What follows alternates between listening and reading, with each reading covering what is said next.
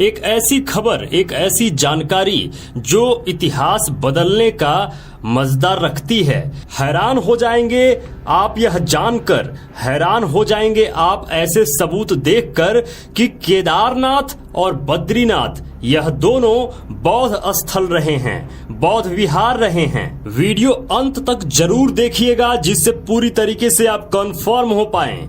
बीच में अगर आप वीडियो स्किप करते हैं तो जाहिर सी बात है कि आप कंफ्यूज हो सकते हैं और भ्रमित हो सकते हैं। शंकराचार्य ने जो काम नेपाल में किया वही काम कुमायूं और गढ़वाल में भी किया। उन्होंने बौद्धों को वहां से बाहर निकाल दिया और ब्राह्मण धर्म को पुनर्स्थापित किया।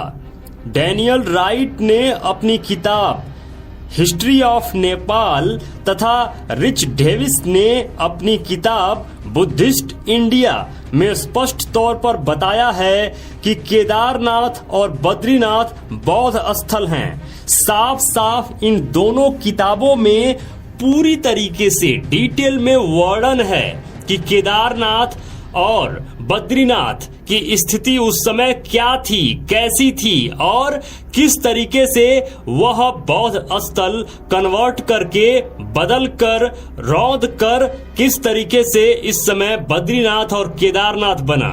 विधिवत यह जानकारी आपको मिलेगी। यह दो पुस्तकों का नाम मैं बता रहा हूं, हिस्ट्री ऑफ नेपाल जिसे डैनियल राइट ने लिखा है और दूसरी पुस्तक है बुद्धिस्ट इंडिया, इसे लिखा है रिच डेविस ने। आप यह दोनों पुस्तकें जब पढ़ेंगे तो आपको पूरी तरीके से जानकारी मिलेगी कि किस तरीके से केदारनाथ और बद्रीनाथ को रौंदा गया और उन बौद्धिस्ट स्थल को किस तरीके से पाखंडियों ने अपना केदारनाथ और बद्रीनाथ मंदिर बना दिया। आदि शंकराचार्य ने सन 820 ईस्वी के आसपास केदारनाथ और बद्रीनाथ में स्थित बुद्ध मूर्तियों को उठाकर नजदीकी जलाशय में, जिसे नारद कुंड कहा जाता है, में फेंकवा दिया। मैं फिर से रिपीट करना चाहूंगा कि आदि शंकराचार्य ने सन 820 ईस्वी के आसपास केदारनाथ और बद्रीनाथ में स्थित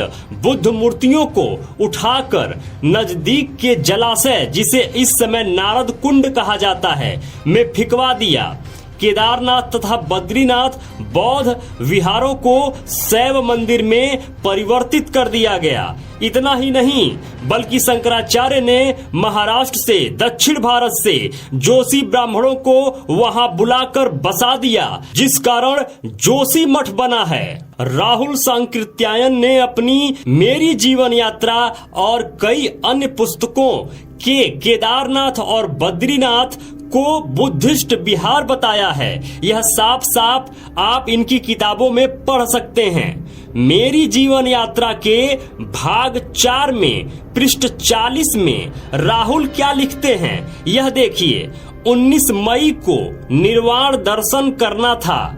सवेरे करीब 7 बजे मैं मंदिर के करीब पहुंच गया। गर्भगृह में नंबूदरी रावल और उनके सहायक डिमरी पुजारी को छोड़ कोई और नहीं जा सकता था, न कोई मूर्ति को हाथ लगा सकता था। मेरे मित्रों, आगे बढ़ने से पहले आपको एक सूचना दे देता हूं। जो भी मित्र अभी तक इस चैनल को सब्सक्राइब नहीं किए हैं तो अभी के अभी सब्सक्राइब कर लीजिए और अपने सभी मित्र जो आपके आसपास रहते हैं उनके भी मोबाइल में आप सब्सक्राइब जरूर कराइए और बेल नोटिफिकेशन जरूर ऑन कराइए, सबसे ऊपर वाला। चलिए आगे बढ़ते हैं। स्नान कराने के लिए मूर्ति नंगी कर दी गई। जब यह गए थे वहां पर तो स्नान कराने के लिए मूर्ति को नंगा किया गया। इसी को निर्वाण दर्शन कहते हैं। मूर्ति काले पत्थर की थी। आंख, नाक, मुंह लिए एक बड़ा पत्थर का खंड मालूम होता है। किसी ने तराश कर निकाल दिया है, लेकिन इसे तराशा नहीं कहना चाहिए। शायद हथौड़े से जानबूझकर तोड़ा गया है या पत्थरों में फेंकते यह हिस्सा निकल गया। पद्मानस्थ मूर्ति के इस हाथ की हथेली पैरों पर थी।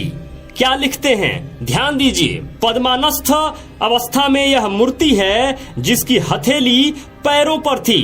मूर्ति पद्मानस्थ भूमि स्पर्श मुद्रा बुद्ध की है। आप साफ साफ जब उस मूर्ति को देखेंगे तो आपको प्रतीत होगा कि वह पद्मानस्थ मूर्ति है। वह गौतम बुद्ध की भूमि स्पर्श मुद्रा वाली मूर्ति है, जिसमें मुझे कोई संदेह नहीं है। मैंने सारनाथ और अन्य जगह इस तरह की मूर्तियां पहले भी देखी हुई है, जो भूमि स्पर्श मुद्रा में होती है।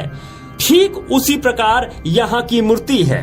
और सबसे बड़ी बात वो ये लिखते हैं कि नीचे अलकनंदा नदी है। अलकनंदा के साथ सटे हुए नारद कुंड में और भी मूर्तियां हैं।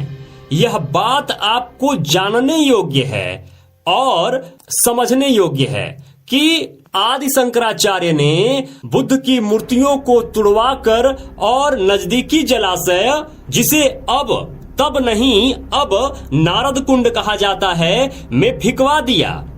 और ये भी लिखते हैं कि उस नारद कुंड में एक मूर्ति नहीं अनेक मूर्तियां नजर आएंगी। लेकिन अभी की स्थिति क्या है? अभी अगर आप इन स्थलों पर जाएंगे तो आपको नारद कुंड तक जाने के लिए मनाही है।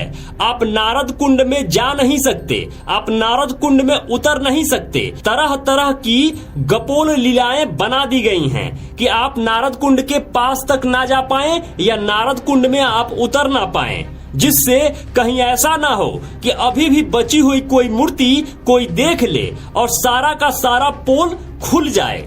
आगे बढ़ने से पहले मेरे मित्रों, आपको एक सूचना दे देता हूं कि पाखंडी लोग नागपुर से लेके दिल्ली तक एक कर दिए हैं पिछले 1 साल से इस चैनल को डैमेज करने के लिए। तो मेरे मित्रों, इस चैनल का जो मेन चैनल है न्यूज 7, मैं चैनल का लिंक डिस्क्रिप्शन में डाल दिया हूं।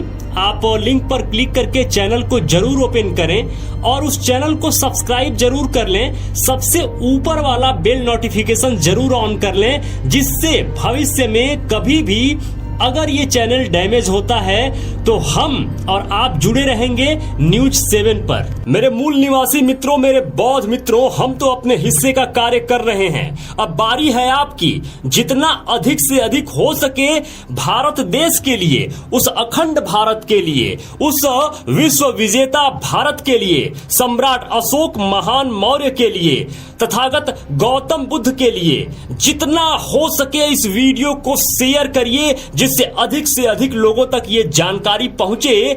इन जानकारियों से अभी भी बहुत सारे हमारे मित्र अपरिचित हैं, नहीं जानते हैं और आज भी मूर्खतावश वह उन पाखंडियों का, उन विदेशियों का तलवा चाटने में अभी भी व्यस्त हैं। ऐसे लोगों को यह वीडियो जरूर भेजिए।